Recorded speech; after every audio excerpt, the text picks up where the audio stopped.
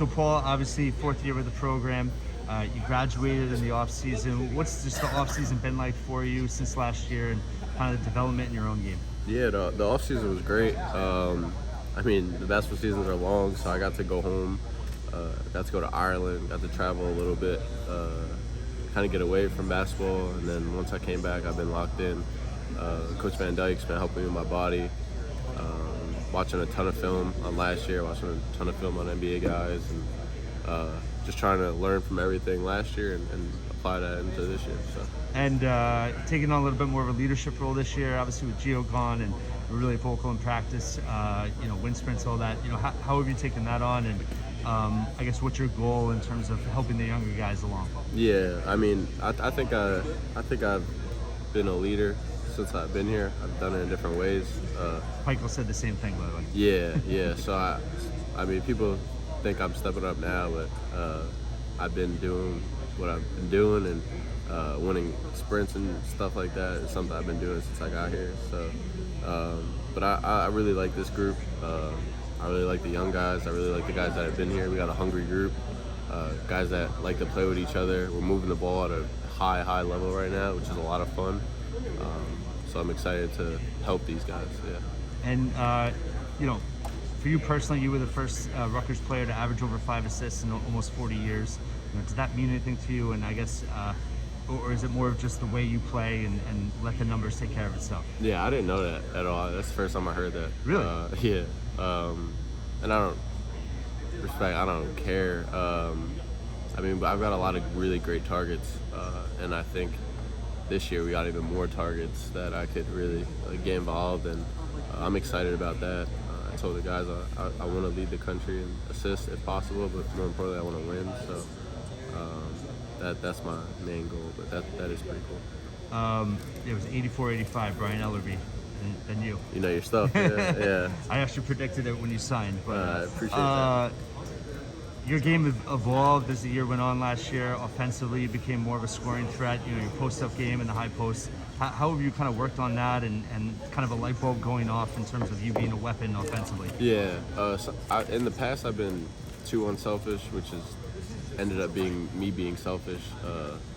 So I gotta look to score more, and it'll open up more things for my guys. And that's what I plan on doing. I mean, I'm attacking the score off pick and rolls now, and that's the first read, and after that I know I can make the right read. But just thinking attack mode, that's kind of where I got into it last year, and trying to keep that going this year. So. And how has Cam Spencer been in terms of an addition to both to the offense, but the team in general, the culture, everything? I mean, you saw him today, he's a flamethrower. I mean, I've never seen anything really like it. I've never played with anyone that could just catch and shoot like that. And he could do more than that. He could really cut off the ball. And he's a competitor. Like, he wants to win. I mean, I'm grateful he's my roommate. He pushes me on and off the court. I mean, he's impacted our guys. Like, kid doesn't have social media. He's just locked in on basketball. And I mean, I'm really grateful that he's on our team. So. And just in terms of the development you've seen from Cliff, obviously you've been here this whole career. Mm-hmm. How special of a player do you think he has become, and what he can do this year? Yeah, I mean, Cliff's like a cheat code athletically, and but he really works his tail off. He's in 7 a.m., 8 a.m. working out, and he's done a lot in his game, and he's been hitting threes here and there, so he stretched his game out a little, but I think he'd be real dominant this year for us, and we're going to need him to. So. And you've obviously played for Pike for a long time now. Does his message ever change? Is it a little bit different with this group versus the last couple of years with Gio and Ron around? And do you think that this team is how is this team personality-wise compared to last year?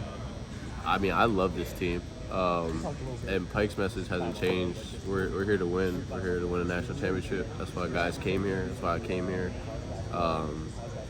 And we're just taking what we got right now, and I'm very confident in this group. We got a really good guys on and off the court. Our team loves basketball, which is going to help us. So. And how important is it to have a fast start this year? Obviously, struggles a little bit in the early part of last year. You guys rebounded really well. What have you learned about that as a leader in terms of helping this team this year? Yeah, I mean, me, Caleb, Cliff, a lot of the guys that were here last year. We want to change kind of the narrative that we fell into last year with slow starts and things like that. And we're trying to do this stuff now in practice and high energy off the bat, control the things we can control. But we don't want to be a second half team where we have to turn it up. We kind of want to get ready and get running. And I think we got the guys for it this year. So. And a couple more for you, just in terms of the way you finished the last 3 years. You had to get certain wins to make the NCAA tournament. You did every time. How much does that help develop the culture of the program into a winning one? Yeah, I mean, we learned a lot throughout the season because every year we've went on these like lulls, these stretches, good and bad, and we want to be less high and low and more consistent, consistently get better, but not fall off and not get too high. So I think this year just us getting better week by week, day by day, and there aren't too many deep drop-offs. I think that's going to help us ultimately. And just in terms of NIL, how has that been for you? You work with Knight Society? No, I'm working with Knights of Raritan. Okay. Yeah. Knights of Raritan, okay. Yeah, I'm working with Knights of Raritan. So how's that been, and just the whole process? Yeah, I mean, it's been cool. I'm not the biggest NIL person. I think NIL is going to help kids in the transfer portal and high school kids that are getting recruited the most.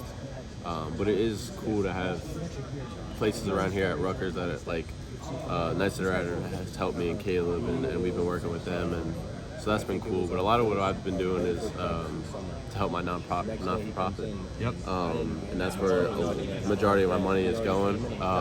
And we're either using it for our own foundation or we're sending it to other foundations that we can help around the area.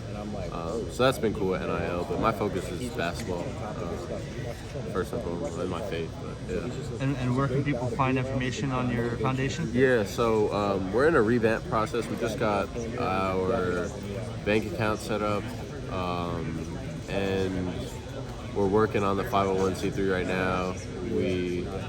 We got a bunch of stuff from the state confirmed. We're just working on the tax exemption part.